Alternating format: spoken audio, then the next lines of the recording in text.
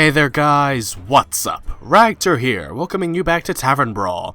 This week it's raining mana! Dalaran floats overhead. It's soaking your deck in mana. On your first turn you get 1 like normal, but then you get 3, then 5, then 7, etc. This challenge is really cool, and I decided to bring along my inspiring Murloc-a-din kind of deck. It's got some secrets, it's got Murloc Knight, it's got some cool stuff to it. So, I end up against a Golden Priest, which scares the living daylights out of me, and I don't get a very good starting hand. So I'm very, very nervous, and the game hasn't even officially started yet.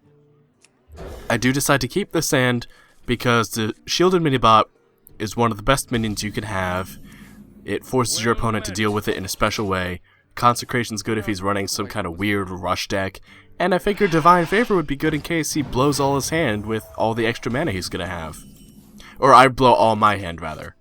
It's not very good if he blows his hand, which actually showed me why Divine Favor is not very good in this particular format, because it encourages you to drop all of your cards. So your opponent, just like you, should not have any extra cards in his or her hand. It ended up not quite being what I wanted. So he makes a mistake in coins, throws down a Dark Cultist, and I have the means of getting rid of both this Twilight Whelp and the Dark Cultist without anything getting any benefits. So I roll out one of my Consecrations, the fact that I drew both, plus Tyrian Forging, plus Divine Favor, plus Competitive Spirit. Shows just how wonderful my luck is with this game. RNGesus is truly with us today. Uther has been praying hard. Next he gets a Blackwing Corruptor, just deals 3 damage right to my face. He's clearly got a big dragon. That's the whole point of this mana, is, like, by turn 4 you're going to have all the mana you'll ever need. So he's clearly saving something. He's got it in the wings. Get it, because it's a dragon. I decide to put down my Garrison Commander, get out my 2 hero powers, and my Competitive Spirit, because either way, something's surviving to the end of the turn, right? Hopefully it's the Garrison Commander and one of the 2 recruits. He does decide to just take out my Commander, though, and then he plays down Dr. Boom. But because he did end up leaving those 2 Silverhand recruits alive, I do have the means of dealing with Dr. Boom now. Well, now that I've drawn muster for battle, I definitely do. So it's gonna hurt. It's not gonna feel good what I'm about to do to myself. But I swing both my recruits into Dr. Boom. I lay down my Consecration. I was praying, just fingers crossed, toes crossed, waving pots and pans around that he wouldn't get double 4s, but he gets double 4s. I take 8 damage, and I'm about to take 7 more, because I'm gonna hit Dr. Boom in the face with my Light's Justice. But he has no more minions. I've got 4 Silverhand recruits. That's always scary to face against when you're any class that's not a paladin.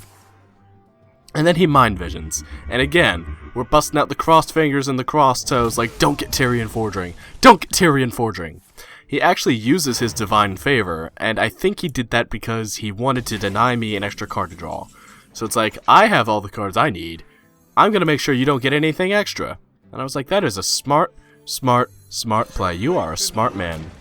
I decide instead of going for 1 or 2 just single card draws, I'm going to play out Tyrian Forging and let the chips fall where they may. If he's got Shadow Word Death, then I'm going to get the Ashbringer, but I would like to keep Tyrian around for a little bit. This is how I felt when I was playing this part. I just had this big sigh. I was like, anything can happen now. We've got all the mana in the world, and our decks are not even half empty yet. This is an incredible challenge. So he plays down a big Game Hunter and a Mind Control tech, and I'm shown that he doesn't have anything. He would not play these 2 minions if he was not afraid of losing his board presence. So I get a Divine Favor draw, I draw my Alder Peacekeeper, and I render what is good about this big Game Hunter completely useless. It's just a 1-2 sitting out here now. I am able to lay into him a bit. I deny him one of his minions, it takes away my Divine Shield, but I feel in a really strong position right now, and then he drops a Light Bomb. Takes out my entire side of the board, and leaves me with just Ashbringer. Which, you know, there are worse things to be left with. Now, you might look at this, and you might say, you are down 20 points. How are you going to come back from this? The answer is, with faith. In the light. All is possible. It honestly is. So I use my last Divine Favor after setting up a little Quartermaster combo. I get another Altar Peacekeeper and a Competitive Spirit. So with this Altar Peacekeeper, I can guarantee that something big and powerful of his is not going to survive, or not going to be a threat anymore, rather. Altar Peacekeeper doesn't kill, it just makes your attack nothing! So he throws himself into my Silverhand Recruit so he can Holy Nova, get rid of my Silverhand Recruit, damage my poor Quartermaster, but he plays the Altar Peacekeeper right into Repentance. So he is now in kill range, or trade range with these, Quartermaster rather. Almost said Silverhand Recruit again. So I do indeed trade. I play out my Sludge Belcher, another Silverhand Recruit, and Competitive Spirit. Sludge Belcher is really good to use with Competitive Spirit because you're probably going to get something a boost, and while it might not be optimal to get the little slime the boost, it's still a boost that your opponent has to deal with. So I've been laying into my opponent directly with the Ashbringer because I need to get myself back into this game. I was 20 life points down. I need to put that pressure on.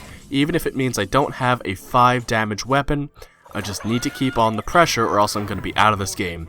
So now, I play out my Murloc Knight. It's finally time for him to join the show. You know it's a good show when he finally comes in. I get an attack boosting Murloc. I've got such a good board position now. From a few turns ago where I had nothing, I now have a complete dominance of the board. Well, he mind controls away my poor Sludge Belcher.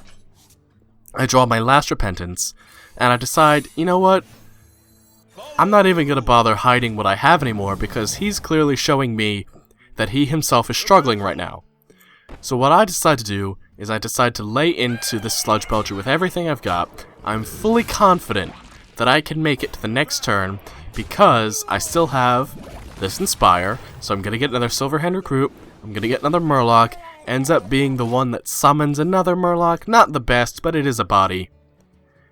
And I'm basically saying, I've seen your Holy Novas, I've seen everything you've got to deal with, and he plays out Alexstrasza. He's trying to buy himself another turn, he's trying to give me something to focus on, but Alexstrasza falls victim to Repentance! And that is the last straw for my opponent, cuts it there, wants nothing to do with the rest of this game. And can you really blame him? Can you blame him? That was clearly all the gas he had to give. Alexstrasza would have been in easy KO range, and from there, it would have been too easy for me to dominate the board. So I get my pack of cards, and as is tradition, they are garbage. I have not gotten anything good ever from a Tavern Brawl booster. I can't tell if it's just me, or if the Tavern Brawl boosters are rigged in some way. But that is going to be this week's Tavern Brawl. I hope you guys have enjoyed. Make It Rain was a lot of fun, and I look forward to seeing you next week as we return. Until then, guys, take care, and have a good one. Bye-bye!